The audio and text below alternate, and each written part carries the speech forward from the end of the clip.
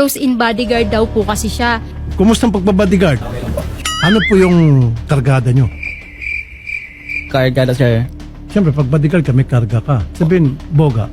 Wala po, sir. Meron bang bodyguard na hinahalikan niyo yung kanyang VIP? Wala po, sir. Pero sa amin, sir, nangyari yun. Eh, yung nakahiga sa kandungan. Kasama po yan, sir, sa pagpapanggap. Paano, sir, pag pumasok ka sa kwarto, yung principal mo? Sa kwarto, sir, hanggang labas lang po kami.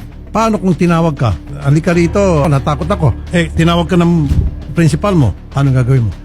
Pupuntan po, sir. Kasi sir, may nakita akong video. Tingnan niyo po kung ito po ba ay kasama sa mga protocol na nababanggit niyo. Video pakirol. Kinumfort ni sir yan. Yes, sir. Okay, kasama yun sir, ano? Yes, sir. Ayan. Okay. Ayun. Sa loob ng bahay, eh syempre, ibang klase, bodyguard, hugas ng, Sana all po, Sir Rafi. nakahubad pa. Sana all kino-comfort. Ang usapan namin ng principal ko, magiging trabaho ko, sir, is mag-a-act ako na boyfriend.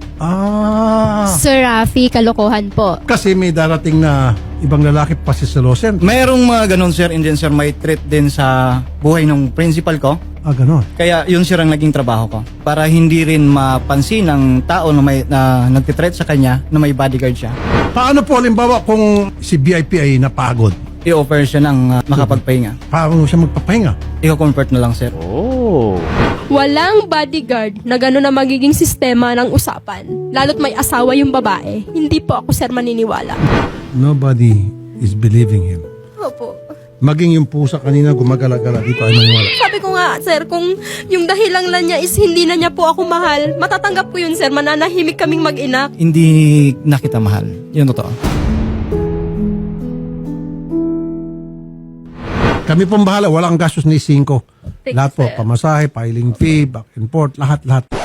Kailangan ko lang, sir, na magko-comfort. Meron dyan mga bodyguard sa baba. Pwede ko ba siya bigyan ng bodyguard at gawin niya yung ginagawa mo? Okay lang sa'yo? Okay lang po, sir. Sir, pwedeng mamili, sir. Wala mamili. Ay, guwapo po. Sige. Yan. Matangkad to. Mas makisig to. Mas malaking ka to. Hello, sir. Okay. Oh, may bangs pa si kuya. Ayun. Baka, sir, may asawa na po ito, sir. Nasawa ka na? Meron po. Sir, ipaalam mo po sa asawa mo yung protocol natin, sir. Yung ano po natin, condition natin, sir. Sige po. Magti-tiktok po tayo na yun. Kapag tumingin ka na. Tapos kiss mo ko, sir. Sir Bart, okay lang ba kung ikaw mag-bodyguard? Pag sinabi ni ma'am, kiss mo siya sa Opo. lips, kikiss mo. Napalo ko mula kang misis po. Buti ka pa, sir, nagpapaalam. Ito hindi. Walang paalam.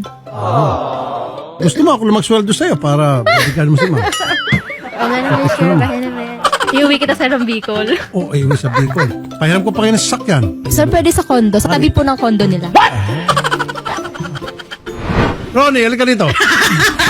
Ito, oh. Oh, okay ba? Lapit ka dito.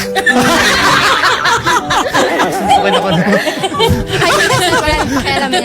Hihiga rin ako, sir, sa lap mo. Tapos, gaganon-ganon. Bak, ingat ka. Sir Mark, good luck po sa inyo. Let's see what's going to happen pag naiakit na yung kaso sa piskalya.